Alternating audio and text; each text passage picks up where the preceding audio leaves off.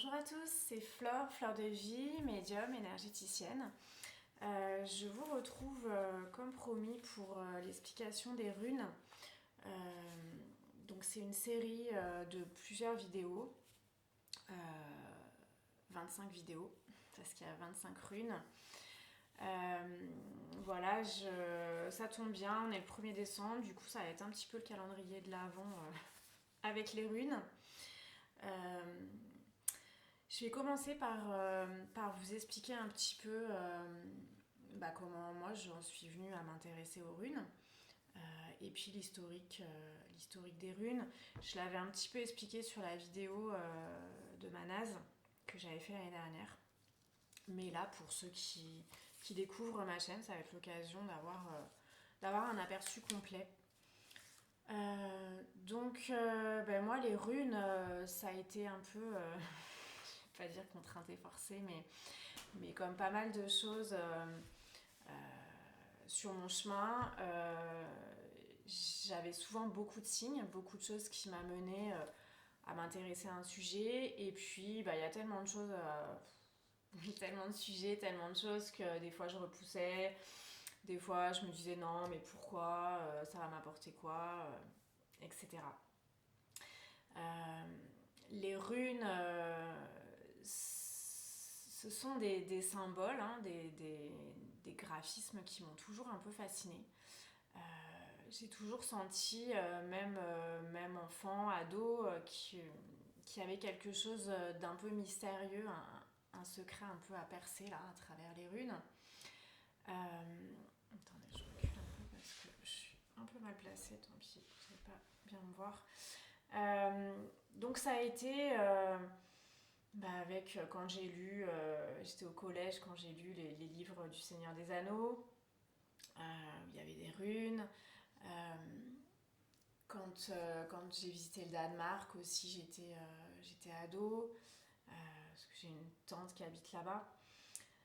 Donc voilà, c'était un peu cet aspect nordique, les Vikings, cette culture un peu spéciale qui m'attirait.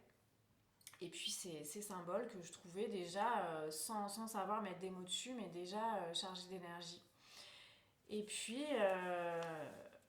à peu près 2 ans, j'ai eu de plus en plus de signes par rapport à ça. Notamment, j'ai eu à un moment donné, je suis tombée sur l'interview de Zoltan qui avait été faite sur Nuberia TV, je vous en avais parlé l'année dernière. Donc ça a été un peu le déclic de me dire ok, maintenant tu t'y mets quoi, hein, faut y aller. Et puis en plus de ça, c'était une période où je me baladais dans la rue et je voyais les runes, c'est-à-dire qu'il y avait des enseignes de magasins ou des logos où je voyais clairement qu'effectivement c'était des runes. Donc voilà, cet appel que j'ai fini par suivre. Du coup, je suis allée chercher le premier groupe de runes, c'était des galets que j'ai récupérés à l'étang de Berre. Donc des petits galets, voilà, de ce style. Voilà, après pour moi c'est important, mais après c'est ma vision personnelle des runes, c'est que euh, qu'on puisse créer notre jeu de runes. Un jeu, c'est plutôt voilà, ce groupe de runes, cette famille, qu'on puisse les créer soi-même. Donc soit avec du bois, soit avec de la pierre. Moi j'aime bien la pierre hein, personnellement, mais c'est vrai que traditionnellement on fait ça aussi sur du bois. Donc ça permet vraiment de se connecter avec l'énergie des runes. Le fait de fabriquer soi-même son groupe de runes. Alors un petit peu d'historique, même si vous pourrez faire vos recherches par vous-même. Donc comme je vous disais, hein, les vidéos, les interviews de Zoltan sont très très bien faites. Mais pour faire court, voilà, les runes, ce sont en fait, c'est un alphabet. Donc on a 24 signes, plus une rune qu'on appelle la rune neutre. Je vous en parlerai à la fin de la série des vidéos. Et donc cet alphabet, on l'appelle le Futhark ancien. Futhark, c'est en fait les 6 premières lettres, donc le F, le U, le S, le A et le R, donc qui donne Futhark. Alors des fois je dirais Futhark, parce que moi, comme les anglo-saxons, c'est pas trop mon truc, mais traditionnellement, c'est ce son qui provient de l'alphabet des runes qui est passé ensuite dans la langue anglaise. Donc en fait, donc le Futhark, on ne sait pas trop d'où il vient, on ne sait pas trop d'où viennent ces runes. Il y a des linguistes qui pensent que ça vient des différents systèmes d'alphabet, alors proto-sinaïtique, peut-être ça vient encore plus avant d'Égypte, la Phénicie, les Étrusques, bon, on ne sait pas trop. En tout cas, c'est un alphabet qui s'est beaucoup développé donc au niveau germanique. Donc les langues germaniques ont beaucoup utilisé ça pour écrire. On trouve aussi des runes hongroises, des runes turques. Bon, en France aussi, il y avait eu une découverte, alors j'ai pas le nom en tête là, mais au début du XXe siècle, on avait découvert des objets, des artefacts, et il y avait une écriture aussi inconnue. Donc les linguistes, ils se disputent un petit peu, savoir d'où vient cette langue. En tout cas, la trace la plus ancienne qu'on retrouve, c'est un objet, c'est un peigne qu'on a retrouvé au Danemark et qui date du 2e siècle après Jésus-Christ. Mais il se peut que ce système d'écriture soit beaucoup plus ancien parce que traditionnellement, il était inscrit sur du bois. Et donc le bois, ça ne dure pas dans le temps. Donc c'est pour ça que l'origine des runes se perd un peu dans la nuit des temps. Sachant que les Nordiques, dans la mythologie nordique, eux ils expliquent que c'est le dieu Odin qui aurait apporté la sagesse des runes aux hommes. Rune, ça vient de la langue celtique runo, qui veut dire secret, mystère, incantation. Et dans la langue germanique, on retrouve aussi ce mot runo, qui veut dire aussi secret. Connaissance secrète, sagesse secrète et magie. Donc on est vraiment là, on touche du doigt, rien que par le nom de ce système d'écriture, à la magie, à quelque chose d'énergétique qui est ésotérique parce qu'il est maintenu secret, mais que la connaissance, la pratique va permettre de faire venir dans la conscience pour acquérir cette connaissance intérieure. Donc comme je vous disais, la légende, la mythologie nordique nous dit que c'était Odin qui était suspendu à l'arbre sacré, l'Yggdrasil, le frêne Yggdrasil, transpercé par sa propre lance, et il est resté suspendu, donc la tête en bas. Enfin la tête en bas, c'est moi qui dis ça, mais je sais plus si c'était en haut ou en bas, mais moi ça me fait penser à la carte de tarot du pendu, qui est les pieds, qui est suspendu par les pieds. Donc pendant 9 jours et 9 nuits. En fait, cette initiation lui a permis d'acquérir un pouvoir intérieur sur les 9 mondes. Alors j'ai pas creusé cette partie de la mythologie de Leda, mais pour moi c'est aussi la maîtrise des corps. Donc pourquoi 9 chez les Nordiques? Peut-être que c'est lié à, en tout cas pour moi, à ces 9 corps, ces 9 chakras. Donc voilà, un pouvoir sur ce qu'ils appellent les 9 mondes, et aussi la sagesse des choses cachées, dont font partie les runes. Donc c'est au cours de ces 9 jours et 9 nuits qu'il a eu cette révélation des runes, et de la signification de chacune, et de ce qu'elle peut apporter aux hommes, aux femmes, dans notre vie de tous les jours. Ce que disait Zoltan et que je trouvais très intéressant, c'est qu'on peut aussi rapprocher peut-être les runes aux constellations. Et quand Odin était suspendu, donc par les pieds, il voyait le ciel, il voyait la voûte céleste au-dessus de lui et les étoiles. Et c'est aussi peut-être ça, la sagesse des runes, une sagesse qui vient d'au-dessus de nous, qui nous vient des étoiles et qui nous a été transmise. Ce qui est intéressant avec les runes, je vais vous montrer rapidement, voilà quelques runes, même si je vais y revenir dans chaque vidéo après, c'est que vous voyez, c'est toujours des angles, il n'y a pas d'arrondi. Il n'y a pas de... Voilà aussi. Voilà. Il n'y a pas de... Il n'y a pas d'arrondi. Du coup, c'est aussi intéressant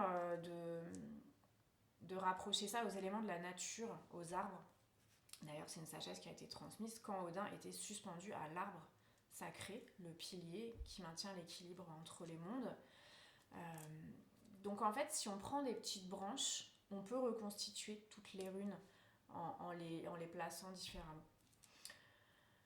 Voilà pour un peu cette historique. Donc les runes, elles ont été utilisées en Scandinavie jusqu'à l'époque moderne. Hein, donc c'est quand même quelque chose qui est très ancré dans la culture nordique. Je voulais rajouter quelque chose. Oui, donc les Vikings, les Normands, tout ça, hein, c'est vraiment cette culture scandinave, anglo-saxonne, germanique. Donc qui se rapproche aussi des druides, des chamans européens. Avec ce lien très fort avec la nature.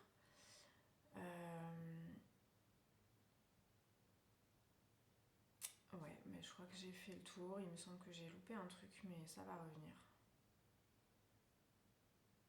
Ok. Donc les runes, ce qui va être intéressant quand on utilise les runes, donc soit en faisant un tirage, en posant une question précise, soit un tirage passé, présent, futur. En tout cas, les runes sont là, cette énergie est là pour nous transmettre des messages dans notre évolution, pour nous aider à voir les choses différemment, à aller voir un aspect qui était peut-être encore caché à notre conscience et pouvoir éclairer cet aspect-là pour pouvoir évoluer. Donc la première rune, oui, c'est ça que j'avais oublié, c'est que cet alphabet qu'on utilise pour le tirage des runes s'appelle le Futhark ancien. Ensuite, il y a eu les nouveaux Futhark, donc anglo-saxons et aussi germaniques. Donc voilà, et puis après différentes formes, mais celui d'origine, c'est ce Futhark ancien. Donc ici, première rune, alors vous allez la voir à l'envers, hein. Vous allez la voir en miroir. Normalement, quand on la tire, elle a c'est un trait avec deux autres traits qui partent vers la droite. Donc, tant pis, vous allez la voir au miroir. Donc Futhark, c'est cette première rune, Fehu. La rune Fehu, elle est dédiée à la déesse Freya. La déesse Freya, c'est la rune de l'amour, du mariage, de la fécondité. Et Fehu, ça veut dire bétail, propriété. C'est-à-dire que dans les temps anciens, au moment où voilà, on vivait vraiment que de l'agriculture, la richesse, elle se comptait en tête de bétail. Donc c'est pour ça que cette rune, bétail, d'ailleurs, la première lettre de l'alphabet grec aussi, le A, c'est une tête de taureau. Donc ça veut aussi dire le bétail. Là, ça nous parle vraiment de richesse matérielle. Et on a une idée d'évolution. Donc un enrichissement matériel, une évolution des projets dans la matière, une impulsion de l'énergie. Fehu, c'est vraiment ce feu-là, c'est cette énergie brute qui d'un coup va jaillir pour provoquer le changement et pour provoquer la matérialisation. C'est aussi Fehu les fruits du travail, c'est-à-dire qu'il y a une maturation intérieure et à un moment, quand la plante sort de terre, même si toutes les racines en profondeur ne se voient pas, quand elle sort, là on a le jaillissement de l'énergie à notre vue. Donc cette idée d'impulsion, cette idée de force et de mouvement. Fehu, c'est aussi le pouvoir intérieur et la richesse intérieure. Donc les dons, les talents qu'on va travailler, on va s'entraîner pour que ces dons, ces talents puissent se matérialiser à l'extérieur. Donc c'est ça aussi les fruits du travail. Féhu, ça nous invite aussi à apprécier ce qu'on a, à apprécier les richesses de la vie, que ce soit les biens matériels qui nous aident à avoir plus de confort ou à apprécier cette vie terrestre et incarnée dans la matière. Mais ça nous invite aussi à apprécier tout ça à leur juste valeur, pour pas en devenir dépendant, et en même temps à partager nos richesses matérielles, à partager notre richesse intérieure. Donc c'est vraiment cette idée aussi de faire circuler cette abondance. Voilà, abondance qu'on retrouve aussi dans les relations, parce que comme je vous disais, c'est la déesse Freya, donc cette idée de mariage, d'union, et la fécondité, c'est aussi cette idée de partage de l'abondance.